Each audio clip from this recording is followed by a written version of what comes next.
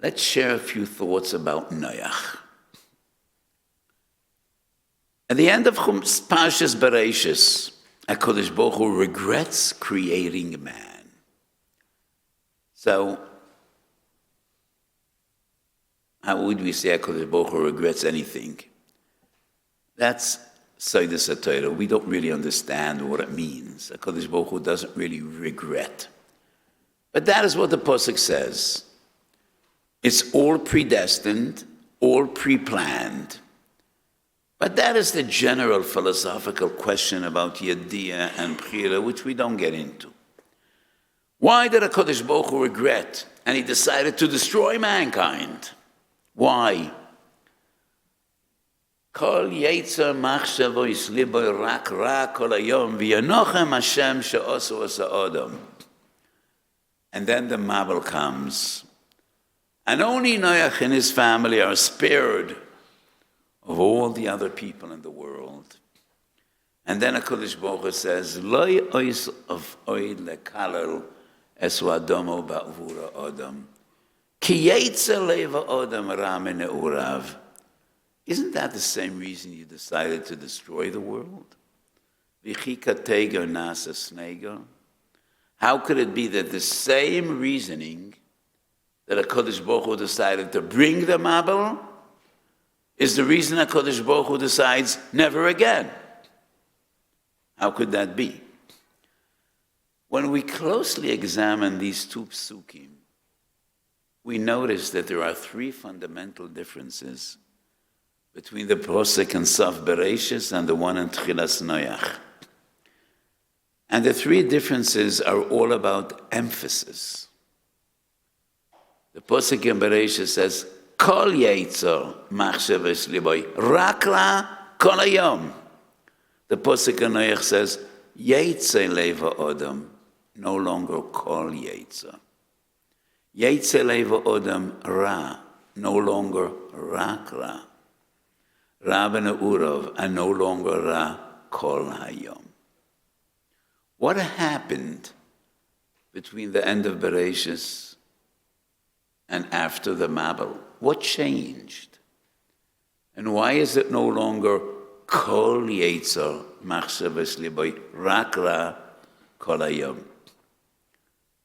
What happened is Rashi in the beginning of the Parsha. When HaKadosh Baruch Hu tells Noach, all the behemoth tahora we bring 7, and the non-pure animals, the non-kosher animals, you bring 2. How does Noach know to differentiate between behemoth tahora and shaloi tahora? Mikan shenoach lomad Torah. Noach was the first person to learn Torah and to teach Torah.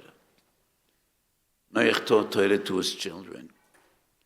His son Shem, his grandson Aver, opened the yeshiva. The Chidah says that Avram Avinu learned Torah from Noach 8 years, till Noach passed away. And that is the new world. A world void of Torah, the world without Torah. Ein tikva la'achrisoi ve'ein sachar le'pu'ulasoi. Mankind doesn't stand a chance without Torah. That world needs to be destroyed. In the new world, which is based on Torah, it's still a challenge. He still will need a lot of siyata d'shmaya, but he stands a chance. It is still yetzer leva odom ra b'ne'urav, but no longer kol yetzer machshavos liboy, no longer rak ra, and no longer kol hayom. That is what happened. So Torah is our oxygen. Torah is what gives us meaning, and Torah is what gives us a chance to fulfill what we need to fulfill in this world and to achieve our destiny of being Dovak HaKadosh Baruch Hu and Lasos Ritzonoi Belevav Sholem. In the Haftarah we read this Noach is the Novi Yeshayahu mentioning May Noach. And the Zohar says, Why is the Mabel defined as Mei Noach? Noach bears responsibility in a way to the destruction of the world. Kodesh Baruch Hu tells Noach, I am going to destroy the world. And Noach says, what's going to be with me? No, you will be spared. You, your wife, your kids. So Noach asks, so what do you expect me to do? Build a teva. How much time do I have? He goes about building the teva. Rashi brings, Noach is tzadik tomoy b'deresav, yesh dor shel shevach v'yesh dor shel gnai. Ilu hoyu b'dore shel Avrom lo hoyu nechshav leklum. That's the dor shel gnai. Dor shel shevach, ilu hoyu b'dore shel tzadikim hoyu tzadik b'yoyso.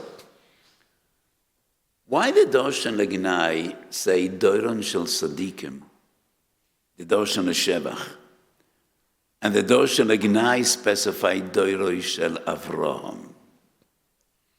I think the answer is a simple one. The dor shel gnai, how could it be dor shel gnai when the Torah says tzadik tomem hoyu b'doiroisav?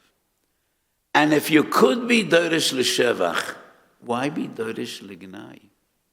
Havi donas kol odam lakav schus. Especially when the Torah says Noach was a tzaddik tomim. Noach was a tzaddik tomim beyond doubt. No question about that. But compared to Avraham, he failed the test. Which test? Kodesh Baruch Hu tells Avraham, I am going to destroy one city.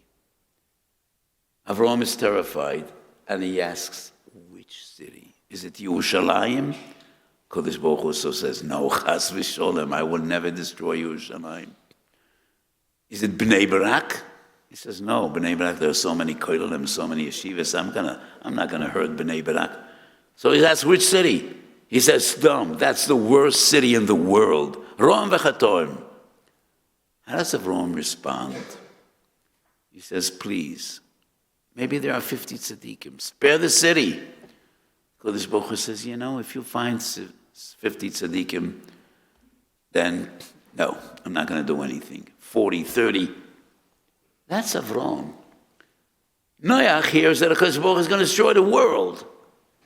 And it doesn't occur to him, maybe daven, maybe plead with Kodesh Baruch Hu, maybe argue with Kodesh Baruch Hu, why do you destroy the world? Aren't there 50 tzaddikim in the whole world? That's where Noach was found lacking. And the Zohar says, that's why the Mabel is Mei Noach. In an indirect way, Noach bears responsibility. So the Polish tzaddikim said that Noach was a tzaddik in a fur coat. What does it mean, a tzaddik in a fur coat? So you're sitting at home, and it's freezing cold. There are two ways to solve your problem if it's freezing cold. You could wrap yourself in your fur coat. That will be helping yourself. But what about all the others that are sitting in the room? The other way to cope with cold is put on the fire in the fireplace. Warm up the room. And that will help not only your predicament, but all the others as well. So Avraham Avinu's approach is put on the fire, warm up the room, care about all the others. Noach was a tzaddik in pelts. Noach was a tzaddik with his fur coat. It's cold, he wrapped himself up in his coat. I'm comfortable, I'm okay. And that is for the Darshan Ignai says, we don't doubt that. Compared to Avraham,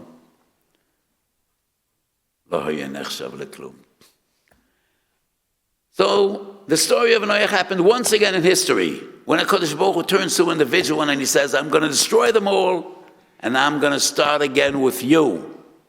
When did that happen? And to whom did it happen? Moshe Rabbeinu.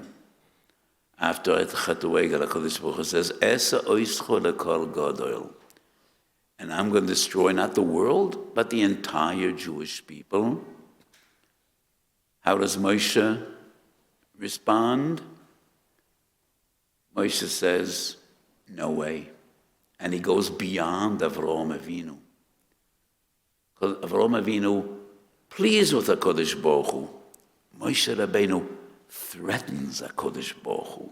And he says, if this is your plan, I want no part of it. Take me out. Mecheni nu misifrocho asher kosafto. And the Ria Kodesh says, Moshe Rabbeinu was a Gilgul of Noach. And Moshe Rabbeinu was metaken the chait of Noach. Mecheni are the same letters as Mei Noach.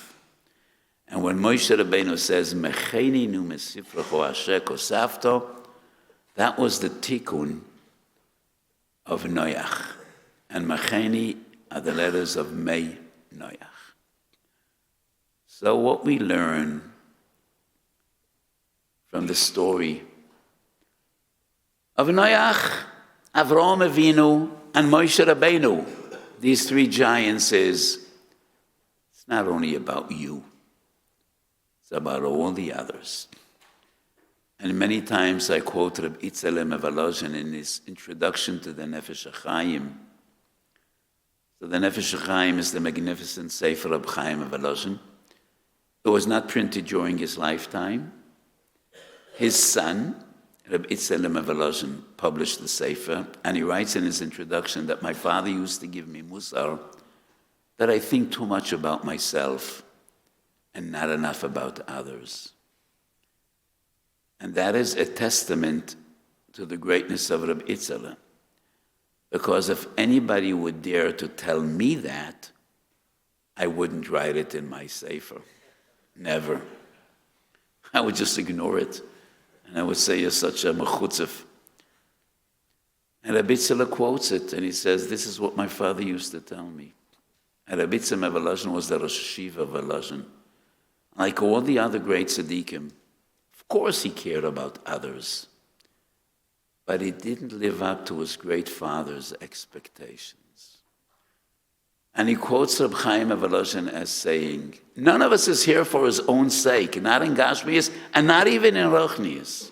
We are all here for each other. And it is our greatest duty to think about others, not only in Gashmias, in Rochnias as well. And that is what we learn from Avraham Avinu, and even more so from Moshe Rabbeinu. So HaKadosh Baruch Hu's proposition to Moshe is the same as to Noach. Noach, strangely, says, wow, you're going to destroy the world? So what am I supposed to do? Build a teva. Goes about building the teva. It doesn't occur to him to plead with the HaKadosh Baruch Hu. Avraham plead for one city, and for an awful city. And Moshe Rabbeinu says, if this is the way you want it, if this is your plan, leave me out of it. I want no part of this. And whenever I just quote this line, every time, we understand nothing about Moshe Rabbeinu, but how much courage does it take to talk to HaKadosh Baruch Hu that way? That's Moshe Rabbeinu. And that is what we learn. It's not about you. It's about the others. And this is an important message to every Yid, wherever and whenever he is, and to Yeshiva Bochum as well. It's not only about you. Look around. Are there boys that need a good word? Some boys maybe that are struggling. Make a chavrusa with them. You'll never lose out. You'll never lose out by helping others. You're a big masmid, which obviously you are, and I hope you all are, and you want to grow in your learning, you will never lose out about caring for others. There's an amazing Rashi in Avodah Zorah Lamed Heyom in the Beis. And I'm loosely quoting Rashi. It's actually a Gemara, but Rashi is Mefarish the Gemara. המלמד תורה לאחרים, סוידוס התורה מסגלן לוי ללא תורח. When a person gives away his time to learn with others, he will have special siyata dishmaya. And the secrets of Torah he will achieve without any great effort. Because the Kodesh Baruch Hu will see, you're giving away your precious time to help another Bocher. You're teaching Torah instead of learning on your own and caring about your own personal growth. Kodesh Baruch Hu says, I'll give you siyata dishmaya and you won't be losing out. That is one of the important messages we learn from Parshas Noach.